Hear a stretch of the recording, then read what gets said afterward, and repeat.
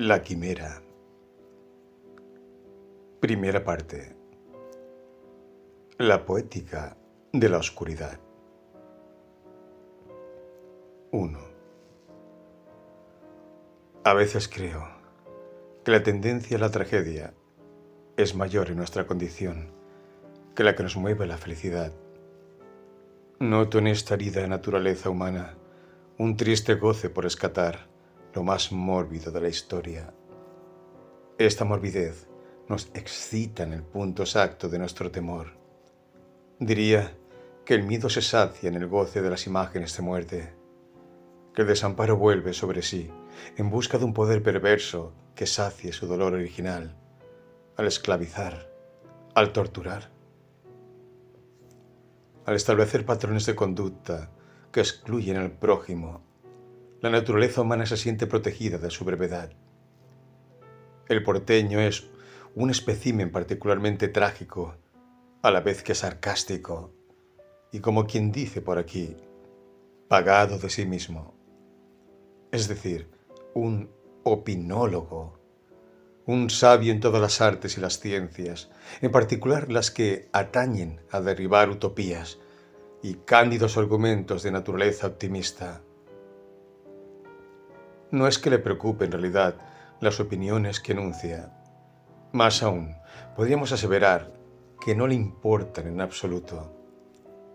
Puede asegurar con pasión una verdad que se tiene por sagrada solo por derrotar al supuesto adversario. En síntesis, se trata de no salirse del goce de la fatalidad que avala su resentimiento. Como decíamos en La voz anterior, hijo de una violación perpetrada por el español a la India, el criollo sucede como un híbrido de ambos, donde se alza la sombra del padre inquisidor y cruel y la sombra de una madre vejada. De allí nace, con mayúscula fuerza, un nuevo hijo, que el criollo, luego el porteño, llevará como herida, filosa herida que a la vez es puñal. Ese hijo del alma enferma es el resentimiento, es decir, un sentimiento que vuelve una y otra vez sin posibilidad alguna de superarse.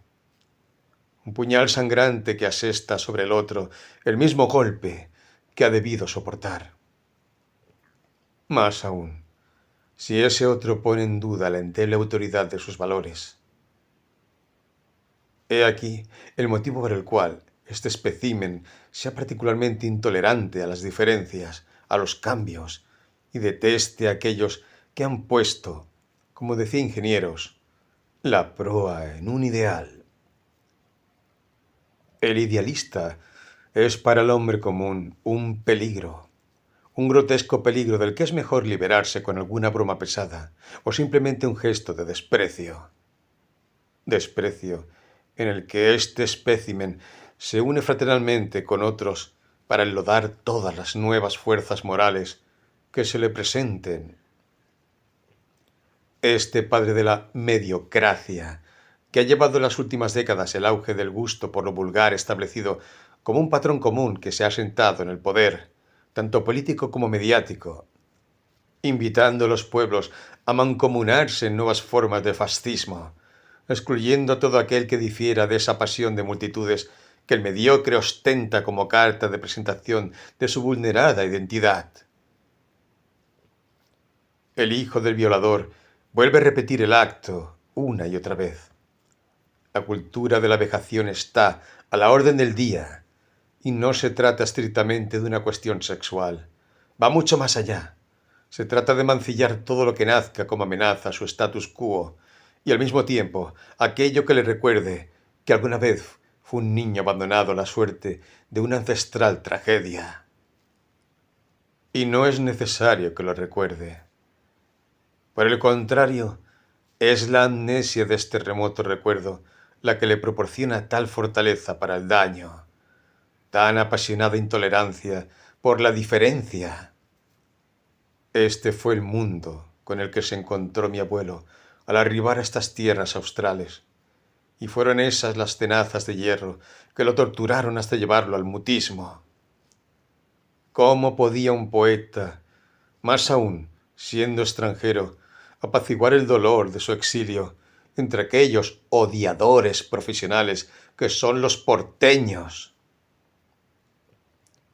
En este clima social, debió bogar su poesía, atada a los vernáculos desprecios de los que habría de ser objeto, ya desde el principio, debilitado con la temprana pérdida de su mujer. Una maravillosa intelectual, maestra Montessori, Irma Vivnowski, que los dejó tempranamente a él y a mi madre.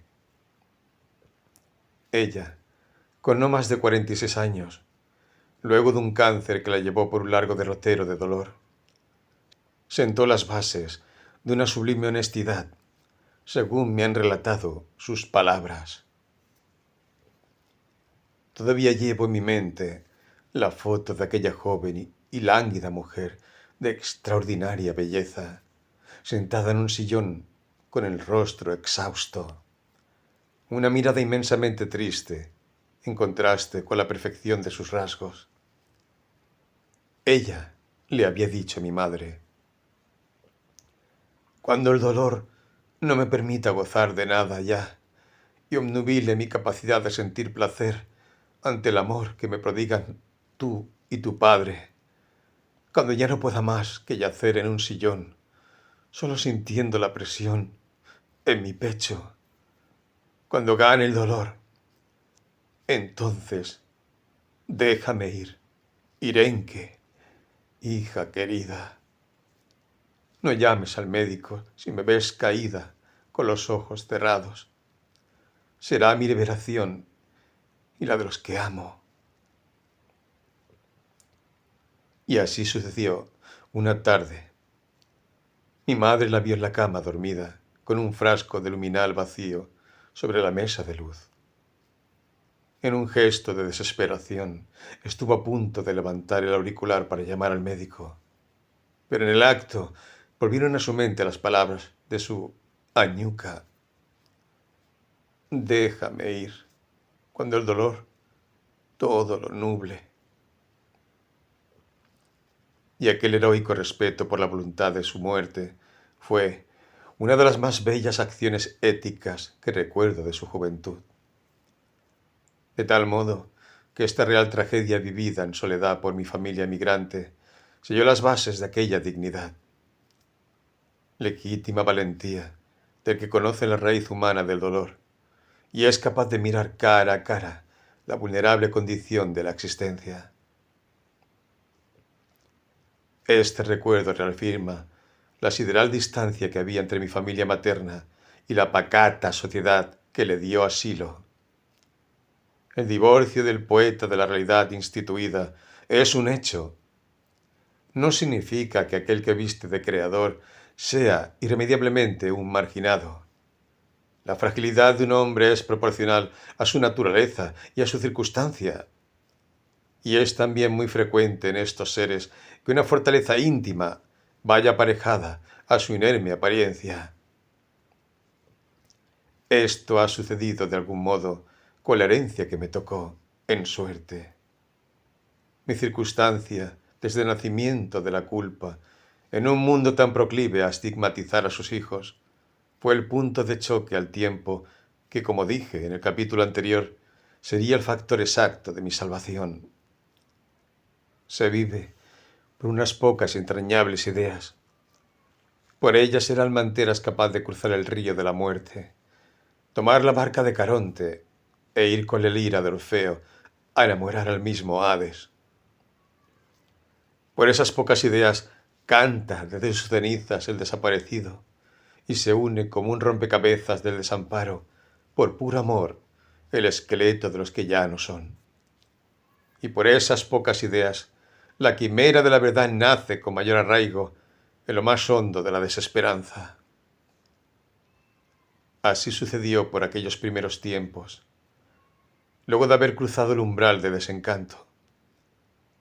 Y cuando cayó la máscara del amante, el deseo desertó de mi cuerpo, emigrando a otro que paralelamente iba gestándose con mayor ferocidad: el deseo del espíritu. Sucedió entonces la voluntad irrefrenable de una nueva rebelión contra aquel mundo de Nerones y de escribas. 2.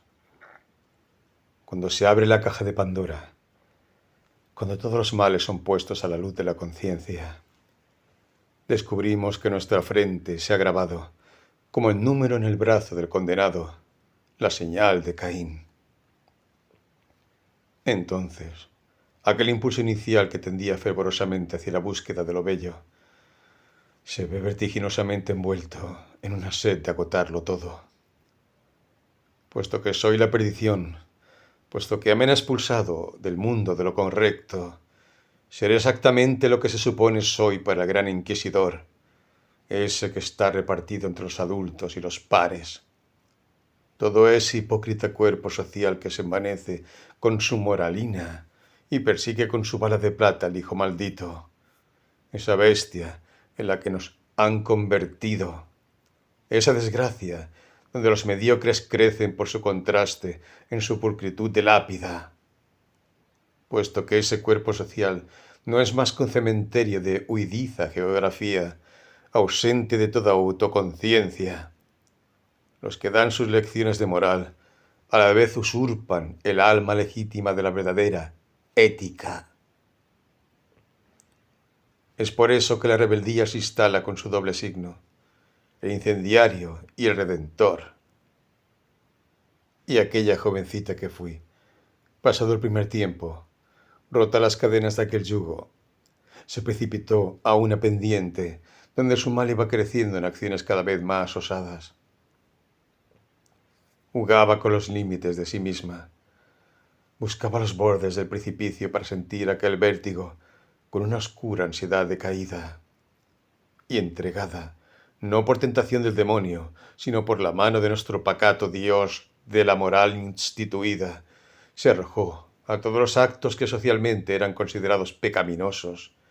Hizo una religión propia de la fornicación, exenta de todo deseo, consciente de su juventud y su belleza creciente, y sabiendo que cada hombre no era más que la repetición de un espejismo de aquel que había echado por tierra sus sueños de princesa sentada en la sillita de pana verde.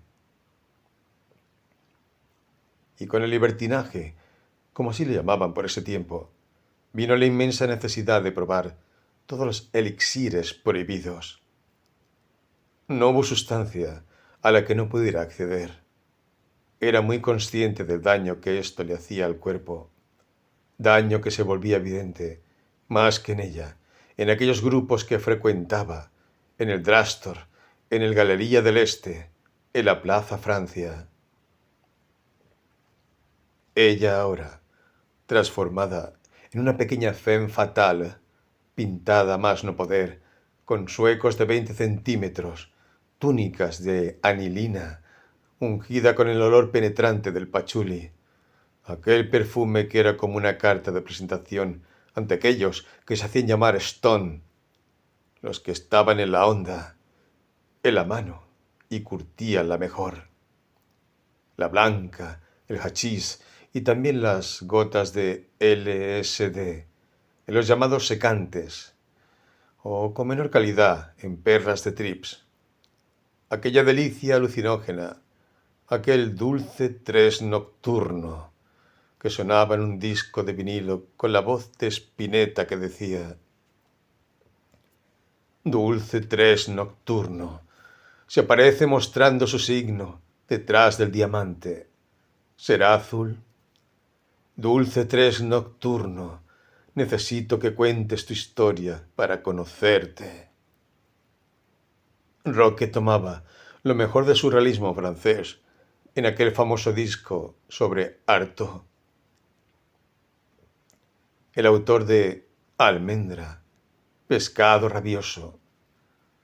El gran guitarrista que con su voz suave y algo gangosa, en una consensuada, ya inevitable imitación de la tonalidad de uso yankee, pero con estilo propio y de inconmensurable belleza, comenzó a unir los dos ríos poco a poco, el de la oscura intensidad con el de la poética, desde su zona más surrealista y al mismo tiempo más legítima, al tiempo que las épocas se abría la llamada primavera del 73, donde la presidencia interina de Cámpora abría paso a la llegada de la última y lastimosa aparición de Perón en la Casa Rosada. En ese clima, algo confuso, pero a la vez festivo, la adolescencia desde distintas vertientes estallaba de vida, muerte, lujuria y poesía. Allí sucedí, dolorosamente, pero a la vez imbuida en la magia de aquellos sitios donde proliferaba la psicodelia. Árboles de negros troncos con hojas multicolores, murciélagos pintados sobre los ventanales de una vieja casona, donde, tirados entre almohadones, desperdigados por el piso, corría el fumo y también las drogas duras. Y estas últimas fueron el punto de choque donde la parca hizo su cruda presentación, llevándonos al verdadero límite, porque de allí no se vuelve. Los jovencitos, a los que en nuestra jerga llamábamos pinchetos, yacían sobre los cojines con las agujas penetrando sus venas, allí donde quedara algún espacio libre para inyectarse. Y así, más tarde, vi llegar como fantasmas a aquellos compañeros de juergas, muriéndose con no más de 20 años. Recuerdo Billy, aquel noviecito de mis 14 años, African look, pantalones anchos, siempre sonriente, pero con una inevitable tristeza en la mirada que ya avistaba el fin. La última vez que lo vi, me mostró su cuerpo amoratado. En un gesto de súplica o como un epitafio, no lo supe con certeza. Lo que sí era indiscutible es que no quedaba un espacio sano en él. La cocaína le había ganado. Poco tiempo después, asistí a una fiesta formal donde alguno de mis compañeros de más rango me había invitado. Allí los vi. Hombres de no menos de 40 años, sobrios, una gran casa despojada y perfecta, impecable como sus vidas. Sus mujeres habían dejado sus tapados de piel en una habitación, sobre una gran cama matrimonial. Tomaban whisky, hacían chanzas, hablaban de negocios. Eran tan correctos como aquellos de los que había huido en mi rebeldía. Allí estaban los titiriteros, los mercaderes del gran crimen organizado, que había terminado por matar a muchos de los que cándidamente habían abrazado la causa de aquella oscura pendiente, de aquella rebeldía lúcida a la vez que destructiva y mortal. Los narcotraficantes, los titiriteros del gran crimen, ellos sonreían, departían como ciudadanos de bien sin considerar el horror del que eran hacedores. En todo caso, conociéndolos solo por estadísticas.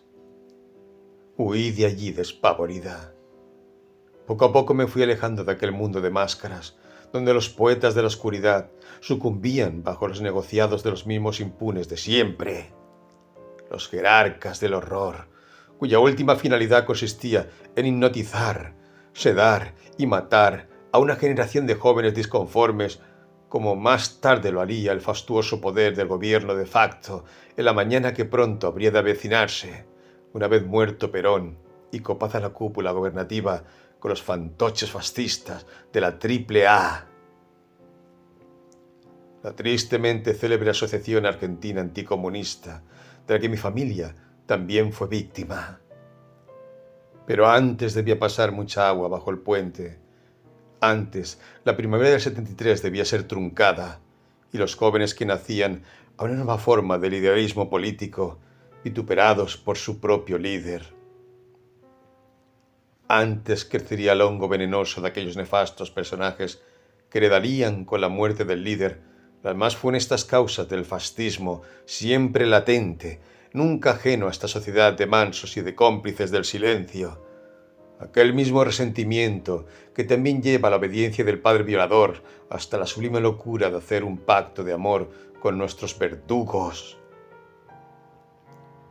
En este punto, la poética de la oscuridad fue reemplazada por otra forma de rebelión, y en esa nueva forma de iluminación, la juventud habría de vérselas con aquellos hombres de hierro, según nos cantara León Gieco. Esos hombres de hierro que no escuchan el grito, esos hombres de hierro que no escuchan el dolor. Así sucedería de allí en adelante. Una rebeldía que más allá de las edades se levanta de generación en generación para dar a luz la verdad de los grandes ideales que siempre estarán, según nos dijera ingenieros, por encima de la vulgaridad y de la indiferencia imperante de los tiempos pasados y presentes.